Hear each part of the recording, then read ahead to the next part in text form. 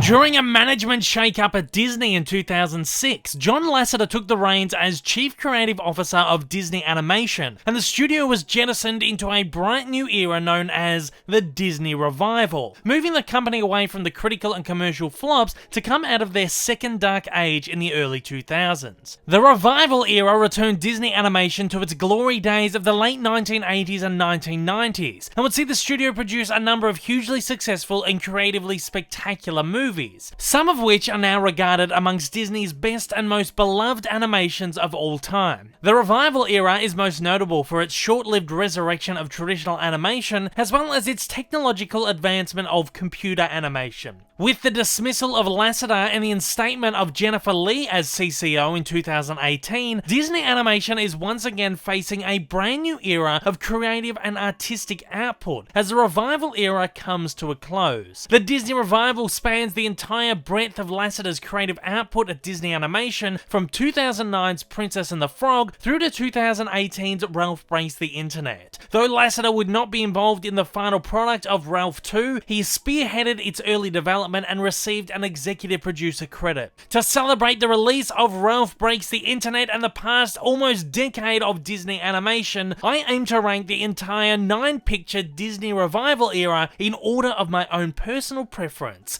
Let's get into it.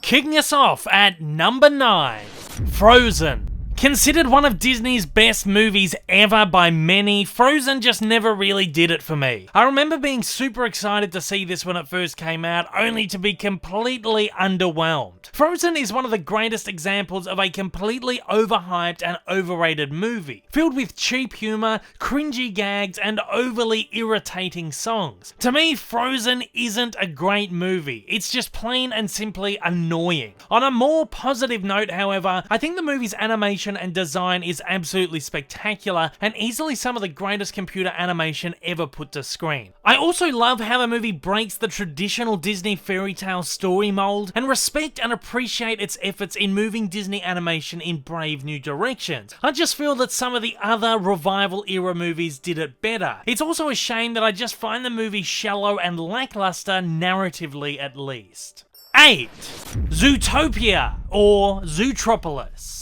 This is a movie with a really great, exciting premise, fun laughs, exciting sequences, and some really fantastic characters. I love its smart, sly take on the buddy cop formula, and it's exciting to see Disney tackle more modern film conventions. With that, however, I've always felt that its modern vibe disconnects it from other Disney animations, most of which feel incredibly timeless and not really of their time. To me, Zootopia almost borders on being too cutesy at times as well, with characters that don't feel incredibly Disney to me. It's a movie that I think may have been more suited to Pixar. When I think of the movies that the Revival era comprises of, Zootopia is always the last one that comes to mind. I guess it's a movie that never really had a huge impression on me, and one that I feel is ultimately no more memorable than the average DreamWorks animation. 7. WreckIt Ralph. I never really fell in love with this one like many others did either. In fact, I didn't really realise until recently just how popular it is. WreckIt Ralph is certainly a really fun and exciting movie, but it's never really felt Disney enough to me either. It's a movie that feels like it could have been made by any stock standard animation studio and would have achieved the same results. Again, the animation in this one is superb, and I absolutely adore John C. Reilly's vocal performance. I also think the movie is incredibly funny, and perhaps the funniest of the Revival films. But again, the fact that this movie is just so different from any other Disney movie makes it feel like such a sore thumb to me. Yes, different is good, but I just feel this tends to stray too far off the mark. Good movie, like it, don't love it. 6. Ralph Breaks the Internet. I was fairly happy with this movie for the most part. It has a great premise, great story, and wonderful messages and morals attached to it. Problem I had is that it feels like the story is just wrapped up too quickly and chocked up with too much filler material in the form of Easter eggs and cameos. Most of the pop culture and Disney-based ones, I admit, I really did enjoy. Ralph Breaks the Internet feels like its main story is over in about 80 minutes, with the final 20 minutes feeling vastly different and almost like a tacked-on epilogue dialogue that to me was fairly boring. Additionally, I feel that some of the cringy internet culture references restrict Ralph Breaks the Internet from being a timeless film, much like Zootopia, and can feel that the movie will become irrelevant and incredibly dated almost immediately. Overall though, I enjoyed the movie and had a good fun time with it. Because I connected with the entertainment-based pop culture Easter eggs more so than the gaming-based ones from the first, I enjoyed this one marginally more. 5. Winnie the Pooh. The first Pooh feature in 40 years that wasn't a cheaply made Disney Toon movie or straight-to-home media sequel aimed at toddlers, Winnie the Pooh struggled to get off the ground and find itself an audience, as Disney simply didn't know how to market it properly, let alone know how to push traditional animation, and didn't really care to do so. I personally love Winnie the Pooh. It has some great animation and a really gorgeous story, with fantastic voice work by a stellar cast. With a runtime of only 70-ish minutes, and its anthology-like nature, the plot for this one does feel a little thin. But regardless, I adore the movie and really wish it had been given a chance to do better with audiences. 4. Big Hero 6.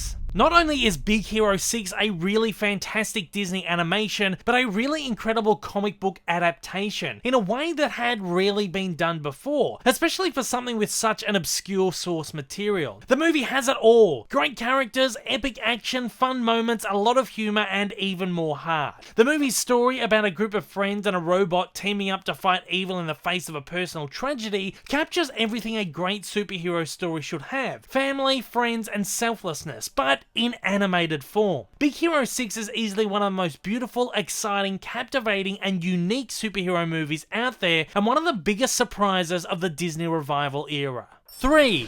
The Princess and the Frog. Princess and the Frog was Disney's big return to traditional animation after 5 years. But sadly, it was also another movie that suffered at the hands of a poor marketing team and an audience who was reluctant to jump back into a 2D animated Disney princess fairy tale world. However, I personally love Princess and the Frog for giving us one last transportation to the bygone era of the traditionally animated Disney Renaissance. It's a movie that fits snugly alongside Beauty and the Beast and The Little Mermaid in my personal opinion. The movie really is delightful, with some of Disney's most gorgeous traditional animation ever, a beautiful story, wonderful characters, villains worthy of the Disney greats, and of course a spectacular New Orleans jazz-infused score from Disney legend Randy Newman. Princess and the Frog marked the beginning of the new Disney era, not only as Lasseter's first film with the company, but as the movie which worked as somewhat of a thematic precursor of what was to come. Coming in at number 2, Moana. Easily one of my most favourite computer animated Disney features, and the one which I personally believe showcases the greatest computer animation of all time. With gorgeous colour, brilliant clarity, and incredibly realistic yet stylized design. This movie has absolutely everything going for it. Amazing story, brilliant multi-dimensional characters who are easy to connect with, great laughs, and fantastic music. I'm not usually an enormous fan of Disney music, and it takes a special movie like Beauty and the Beast or The Lion King or Mary Poppins to make me fall in love with its songbook. But Moana's soundtrack was on repeat for me for months. Moana's story is one which really touched and inspired me, like all great Disney animations. I'm so happy that new generations of kids have such an incredible heroine to look up to. And coming in as my number 1 favourite Disney revival era movie, Tangled. Tangled is my absolute favourite computer animated Disney film and my favourite of the revival era. The animation is absolutely stunning with a gorgeous soft pastel colour palette. Fun characters and a wonderful plot make Tangled as touching and timeless as any of the previous fairy tale animations, looking and feeling at home with the Renaissance classics. And although the movie's songs aren't amongst my favourites, Alan Menken's memorable score makes it sound at home too. While Tangled never gets me in fits of laughter, the comedy and gags are more in line with that of classic Disney animation and not annoying or cringy like those of Frozen and some of the following movies. The movie has great humour, great heart, and a great soul given to it by Disney legend Glenn Keane, whose passion project this movie had been since the Renaissance era. Tangled is by far the superior fairy tale animation from the revival era and easily one of my favourite Disney animations of all time. And at that, it's over to you. How do you personally rank the Disney Revival era movies? Which ones do you love? Which ones do you hate? Fire away in the comments below with your rankings and thoughts. But as always, guys, stay civil. No two rankings will ever be the same. If this is your first time viewing one of my videos, you like what you've seen, you'd like to see more like this in the future, then please don't forget to hit that big old subscribe button up on your screen right now, and also hit that like button down below if you're feeling extra generous. Also, don't forget to check out my many social media accounts, and please consider supporting me over on Patreon. Thanks for watching, guys, and I hope you have a wonderful day.